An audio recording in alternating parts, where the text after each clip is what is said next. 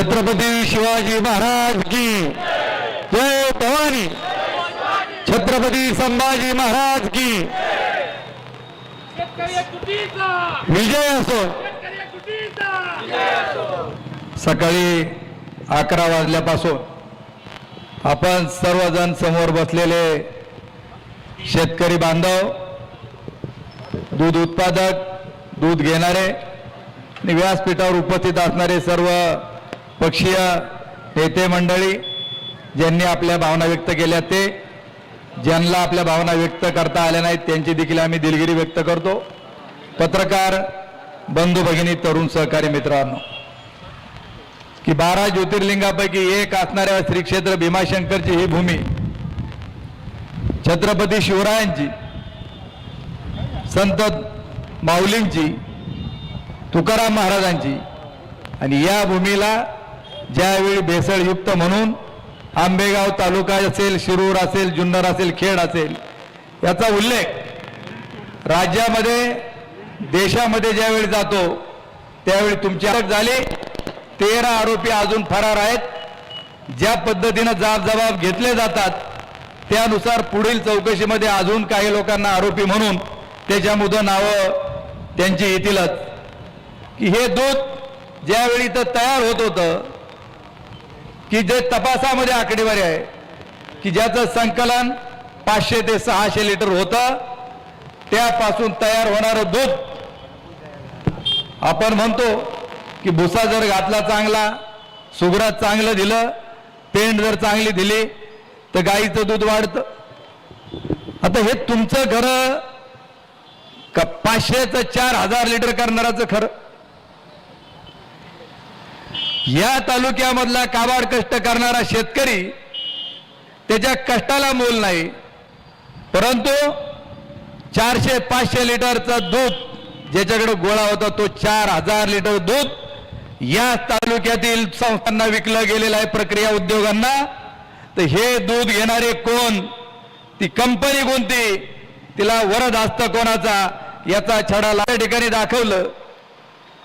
की अवसरीच्या घाटापासल्या ओढ्यामध्ये पाणी तर आलंच, पिंपळगावच्या ओढ्याला पाणी आलंच, पण त्याबरोबर एक चांदीचा थर देखील त्या पाण्याबरोबर वाहत त्या ठिकाणी आला।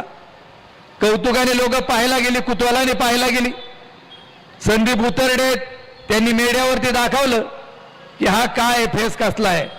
आणि आम्ही ज्यावेळी पोलीस स्टेशनला नवीन आलेले वाघमोडे साहेब यांना सांगितलं, त्यांच्या लोकांनी येऊन त्याची पाहणी केली।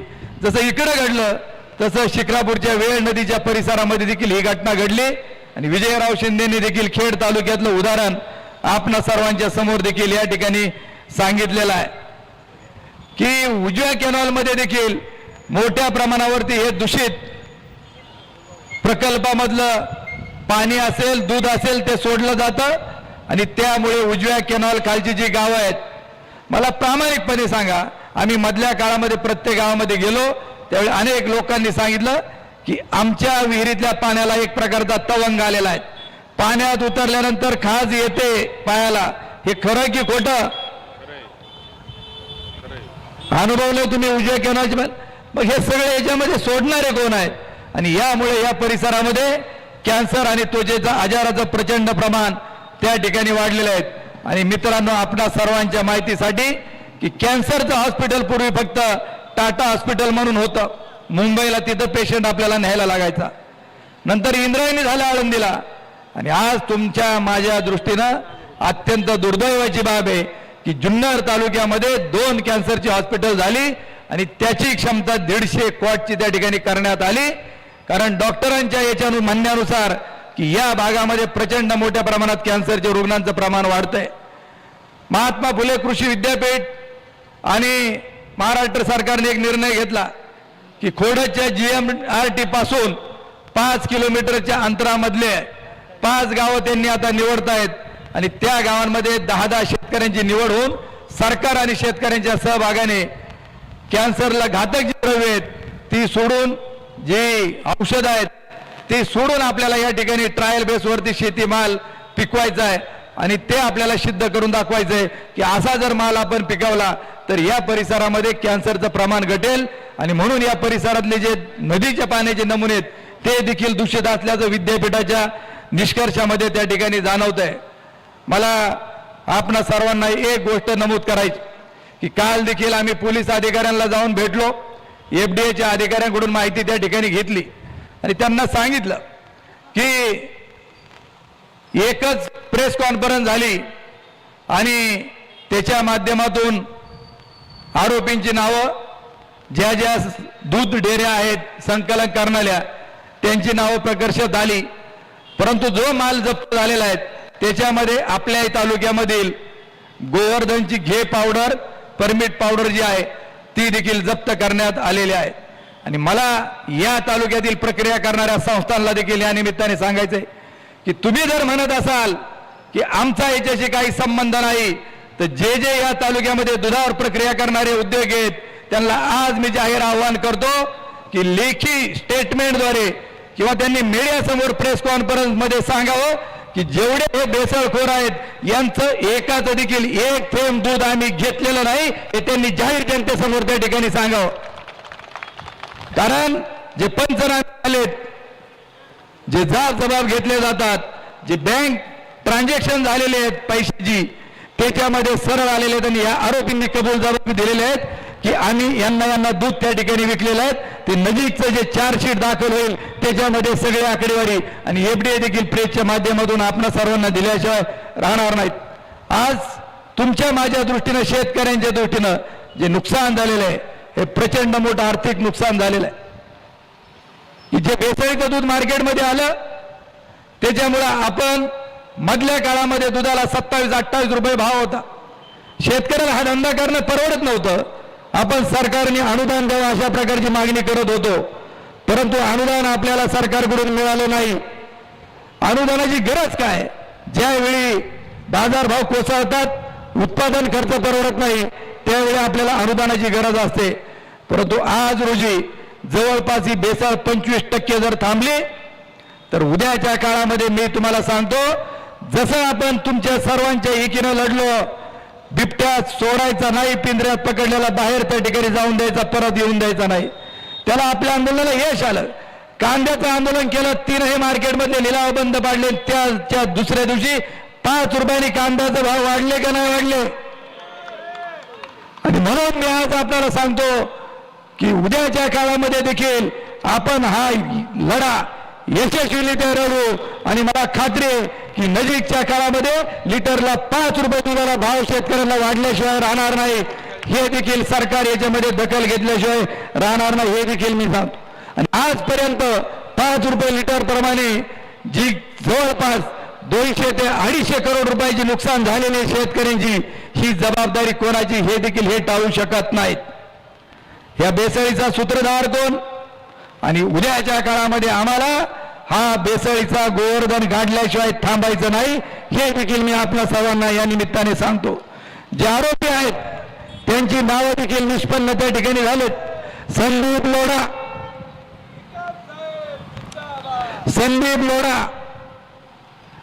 अनेकांनी सांगितलं, तुमच्या माहिती करता मी त्याविषयी मीडियाला देखील सांगितलं की पहिला गुन्हा याच्यावरती 2005 ला दाखल झाला, दुसरा 2008 ला दाखल झाला, तिसरा गुन्हा 2020 ला दाखल झाला आणि चौथा गुन्हा 2026 ला त्या ठिकाणी दाखल झाला.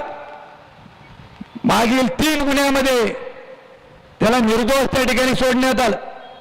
तो गुन्हेगार आहे हे या तालुक्यातील आमदार दिलीपराव वळसे पाटील यांना माहित नाही का की जो माणूस जिल्हा दूध संघाचा संचालक, त्यांच्या राष्ट्रवादी पक्षाचा अध्यक्ष, जिल्हा परिषदेचा सदस्य विष्णू हिंगे याच्या समोर 24 तास असतो.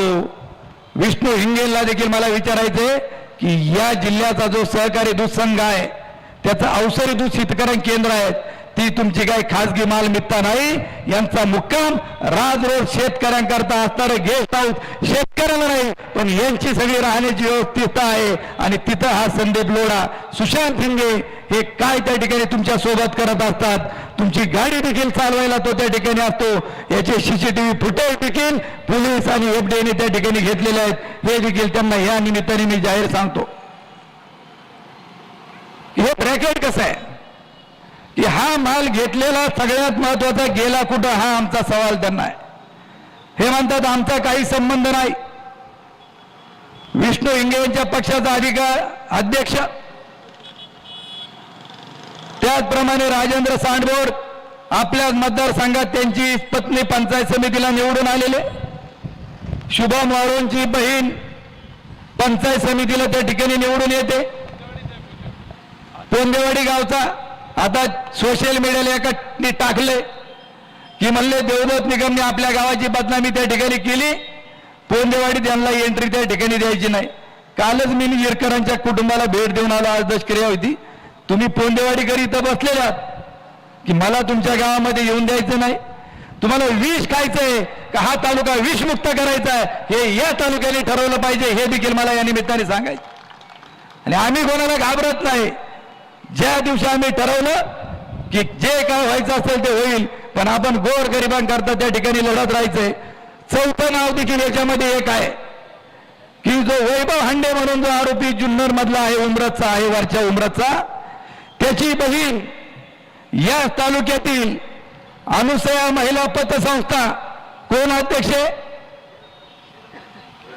आणि त्या पतसंस्थेची व्हाईस चेअरमन वैशाली दिलीप बेंडे यांचा तो सक्का भाऊ आहे. आणि हे 4चे 4 जण या आमदार तालुक्याचे दिलीपराव वळसे पाटील यांच्या संबंधित आहेत. हे देखील आम्ही स्पष्टपणे या ठिकाणी सर्वांना जाहीर सांगू इच्छितो.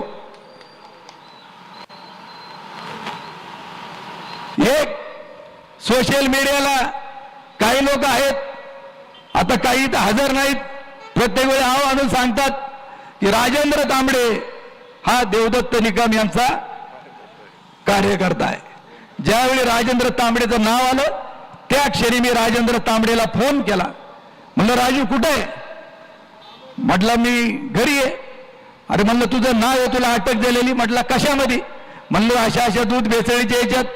म्हणला आमच्या गावामध्ये एक राजेंद्र कुंडलिक तांबडे, म्हणला मी स्वतः गावचा उपसरपंच आहे, तो देवदत्त निकमचा कार्यकर्ता हे आम्हाला मान्य. आणि दुसरा जो आतमध्ये गेलेला आहे तो राजेंद्र दगडू तांबडे, हा कोण आहे याचा शोध ज्यांनी जे टाकले त्याला आम्हाला हे विचारायचं की त्याचा शोध तू घे.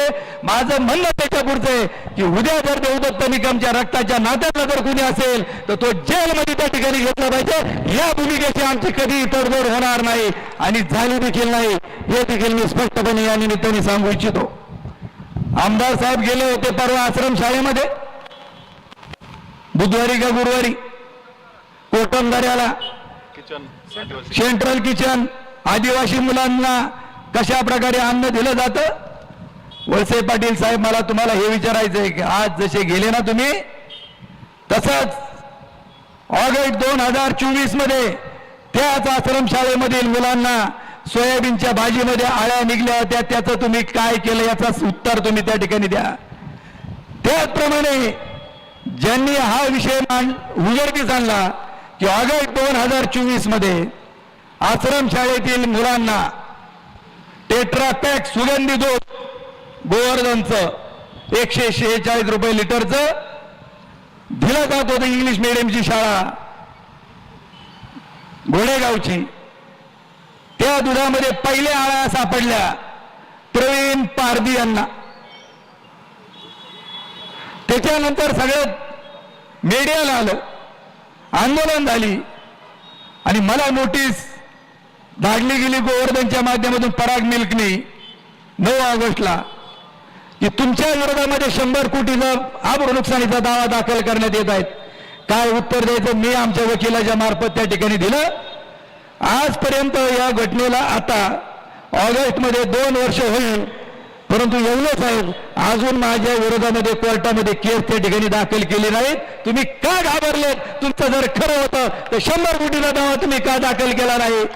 आणि ज्या प्रवीण पारधीने ही केस उघडकीस आणली त्याचं नाव तुम्ही का केसमधून त्या ठिकाणी नोटीसमधून वगळलं, तर काय उत्तर आम्हाला मिळालं पंचायत समितीच्या निवडणुकीमध्ये की प्रवीण पारधीची बायको ज्योती पारधी हिला पंचायत समितीची उमेदवारी आज जे या आंदोलनामध्ये राष्ट्रवादी काँग्रेस पक्ष अजितदादा यांचा पक्ष ते इथं कुणी सहभागी नाहीत, त्यांनी त्यांना उमेदवारी दिली, त्या निवडून आल्या. आता काय काय दिलं आता माझ्याकडे नेमकं माहीत नाही, माहीत झाल्यानंतर प्रवीण पारधीला विचारायचं गाडी कुठून भेटली, जी गाडी चालवत होती गाडी कुणी दिली ते विचार एकदा.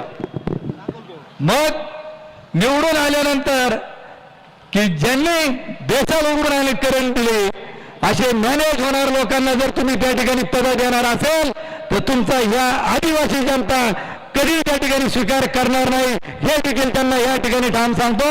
आणि ही तालुका ही भूमी बाबू गिरींचे शहीदांचे आहेत, काय होईल ते होईल, पण तालुक्यासाठी लढू, देशासाठी त्या ठिकाणी लढू हे देखील या निमित्ताने सांगू इच्छितो. आणि त्या प्रकरणाचं काय झालं याचं उत्तर देखील या तालुक्याच्या आमदारांनी दिलं पाहिजे. मला एक गोष्ट आवर्जून सांगायची की जे पोलिसने आता रेकॉर्ड केलेले आहेत, कोर्टाचे कागदपत्र सादर केलेत, या भेसळखोरांचं दूध ज्यावेळी सायबर डायनेमिक्स डेअरीला यांनी द्यायचं ठरवलं त्यांनी तपासलं आणि पत्र त्यांनी त्या ठिकाणी सायबर डायनेमिक्सने दिलं की तुमच्या दुधामध्ये भेसळ आहे, आम्ही ते स्वीकारू शकत नाही. आणि तो पुरावा देखील पोलिसांनी हस्तगत केलेला आहे. त्या कंपनीचं देखील मी मनापासून अभिनंदन करतो. मग ह्या कंपन्यांनी का ते दूध स्वीकारलं हा आमचा त्यांना सवाल आहे. कारण आम्ही हिंदू आहोत का नाही, आपण हिंदू आहेत त्यांनी हात वर करा.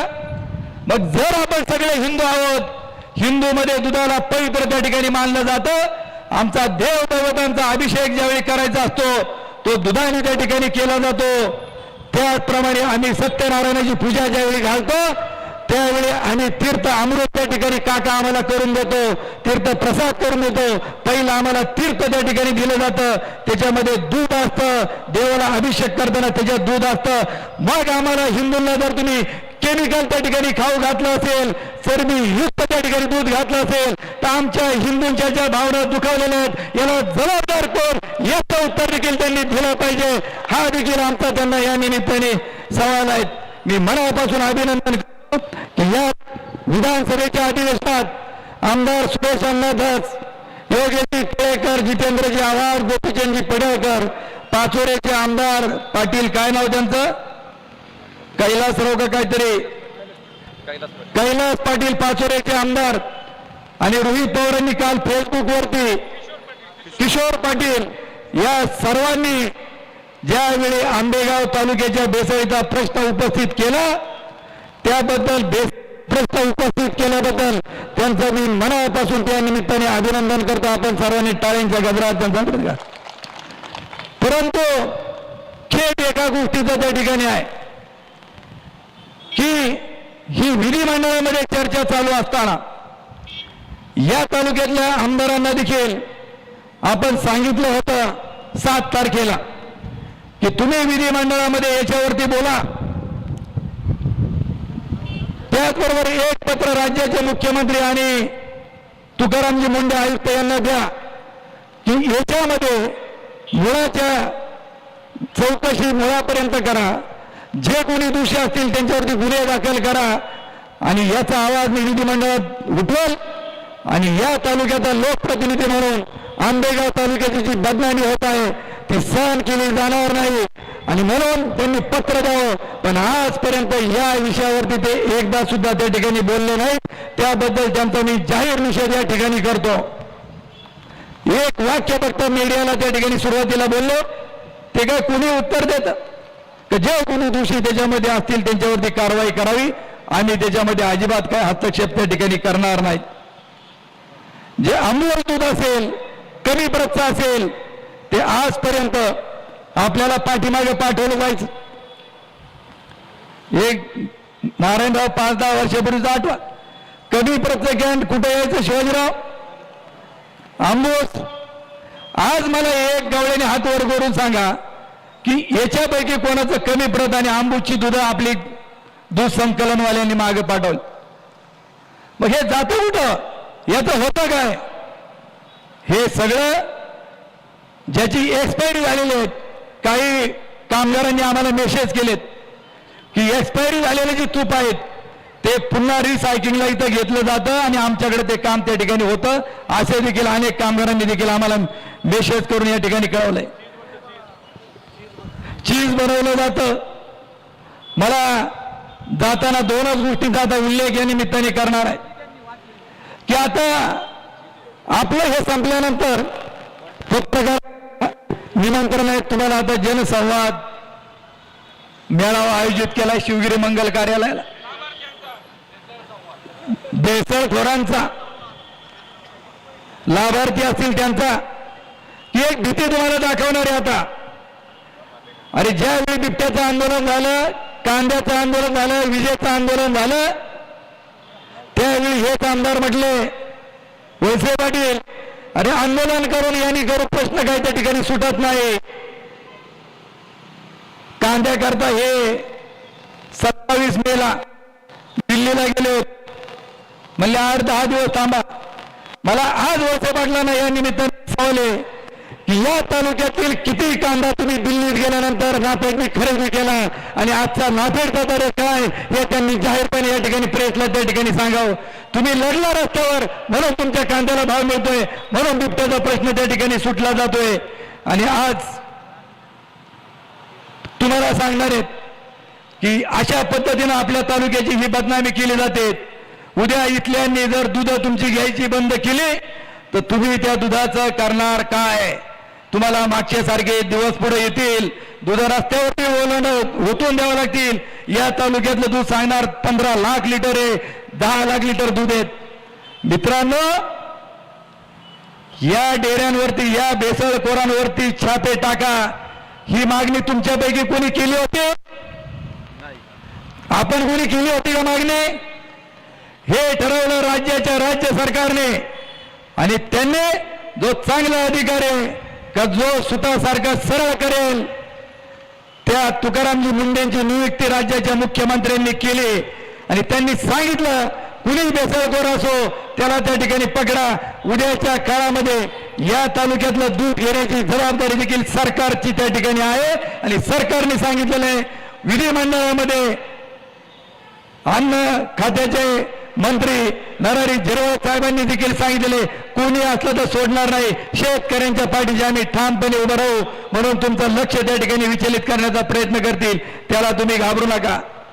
परत विचारतील की तुम्ही विधिमंडळात म्हणतील मी का बोललो नाही की या परिसरामध्ये प्रचंड मोठा पाऊस झाला, मोठं नुकसान झालं आणि नुकसानीची पाहणी करण्याकरता मी इकडे आलो. तुम्ही आले, धन्यवाद. पूर्वी येत नव्हते. आता 2-2 वर्षापूर्वी ज्यांच्या कुटुंबामध्ये एखादी घटना झाली असेल तिथं जायला लागलेत. लहान लहान मुलांचे मुके घ्यायला लागलेत. खंजरी घेऊन आता नाचायला सुरुवात केली. अरे ही जनता ज्यांनी तुम्हाला 7 वेळा आता 8व्यांदा निवडून दिलं, ही काय विसरलेली नाही की तुमचा साहेब म्हणून असणारा तोरा. आणि या तालुक्यातील जनतेने तुम्हाला खाली उतरवण्याचं काम त्या ठिकाणी केलेलं आहे, हे देखील त्यांनी लक्षामध्ये ठेवावं. तुम्ही बुधवारी आले, गुरुवारी आले, मला आवर्जून सांगायचे तुम्ही पाहणी केली, त्यांच्या अगोदर आम्ही पाहणी केली. काही गावं आमची राहिलेत, आम्ही 2 दिवसामध्ये तिकडे जाणार आहोत. पाहणी केल्यानंतर गुरुवारचं अधिवेशन रात्रीचं पहाटे 3 वाजेपर्यंत चालू होतं.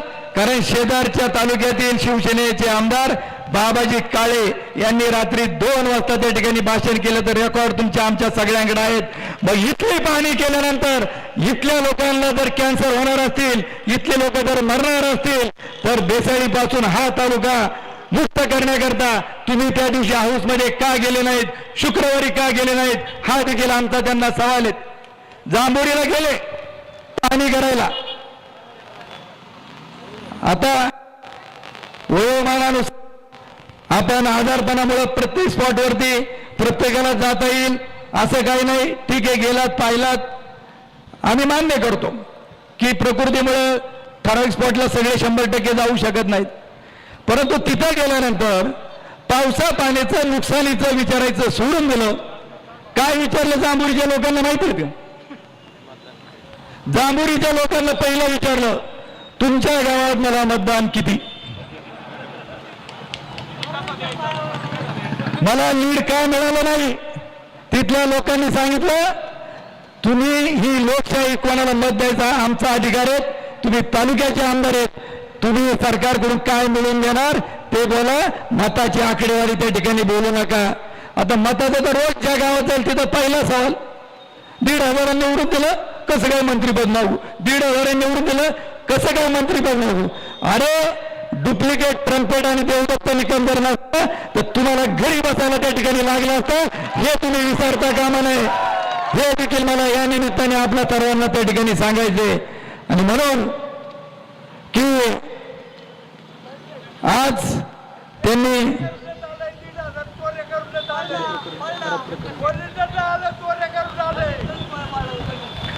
की ज्या पद्धतीनं तुकाराम मुंडे यांच्याकडं पूर्ण चार्ज हा दिलेला आहे. विधिमंडळात यांनी एक विषय मांडला तिथं की याच्याबरोबर म्हणजे अगोदर हे उघडकीस येण्याच्या अगोदर विधिमंडळात प्रश्न मांडला की एफडीए बरोबर तुकाराम मुंडे यांच्याकडं हाफकिनचं पूर्णपणे चौकशी करण्याचं पूर्ण काम त्यांच्याकडे त्या ठिकाणी सोपवू. आमचा सवाल पत्रकार बांधवांनो आहे की इथं धाड पडायच्या अगोदरच यांना कुणकुण लागली होती का, की मुंडे साहेब इथं लक्ष घालणार आहेत आणि त्याच्यामुळे यांना आपण तिकडं हाफकिनकडे त्या ठिकाणी डायव्हर्ट करावं, हा देखील आमचा त्यांना सवाल आहे. आणि जाता जाता एक 3 प्रश्न त्यांना या ठिकाणी विचारायचे आहेत की आजचा जनसंवाद आजच का, बिबट्यावरती का घेतला नाही आणि बिबट्यामध्ये आमच्या बरोबर आलेले गुन्हे का दाखल झाले नाहीत, कांद्यावरती तुम्ही रस्त्यावर का उतरले नाहीत. आणि त्याचबरोबर ज्यावेळी बीडचं प्रकरण झालं, संतोष देशमुख हत्या प्रकरण, तर त्यावेळी धनंजय मुंडेंना राजीनामा द्यावा लागला की नाही लागला. नाशिकचं अशोक खराब प्रकरण झालं, त्यांच्या अध्यक्षा रुपालीताई चाकणकरला राजीनामा दिला की नाही द्यावा लागला.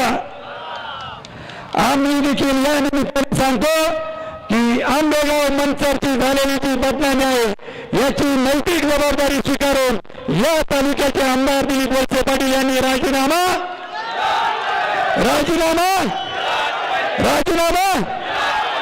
जय हिंद.